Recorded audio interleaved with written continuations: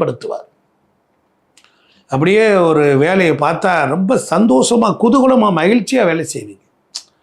நீங்கள் வாத்தியாராக இருந்தாலும் சரி, நீங்கள் விவசாயியாக இருந்தாலும், சம்பளத்துக்கு இருந்தாலும், பேங்க் ஸ்டாஃபாக இருந்தாலும், அக்ரிகல்ச்சராக இருந்தாலும், உரக்கடை வச்சுருந்தாலும், கூலி தொழிலாளியாக இருந்தாலும் உங்களுக்குன்னு ஒரு திருப்தி இருக்கும் பாருங்கள். ஒரு காலையில் எழுச்சி குளிச்சுட்டு ஒரு பட்டையை போட்டு சந்தோஷமாக ஒரு வேலைக்கு போலேன்னு உங்களுக்கு தூக்கம் வராது.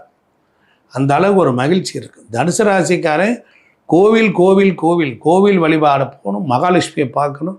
சிவாலயத்தில் கஜலட்சுமின்னு இருக்கும் வாயு மூலையில், அந்த கஜலட்சுமியை போய் பிரார்த்தனை பண்ணிக்கிட்டு இருந்தாலே போதும். ஒரு விளக்கு 2 நெய் தீபம் ஏற்றினா போதும். இந்த 30 நாளும் ஐஸ்வர்யம் கிடைக்கும். சுக்கிரன்னா அத்தை, சுக்கிரன்னா மாமியார். அப்போ அவங்க மூலியமாக உங்களுக்கு ஒரு நன்மை கிடைக்கும். கிரக காரகத்துவம். மூத்த சகோதர சகோதரிகள் நல்லா இருப்பாங்க, மகிழ்ச்சியாக இருப்பாங்க. அவங்க குடும்பத்தில் ஒரு ஐஸ்வர்யம் கிடைக்கும். இப்படி எல்லாமே உங்களுக்கு மாறி மாறி கிடைக்கக்கூடிய வாய்ப்புகள்லாம் இருக்குது. இப்போ தனுசு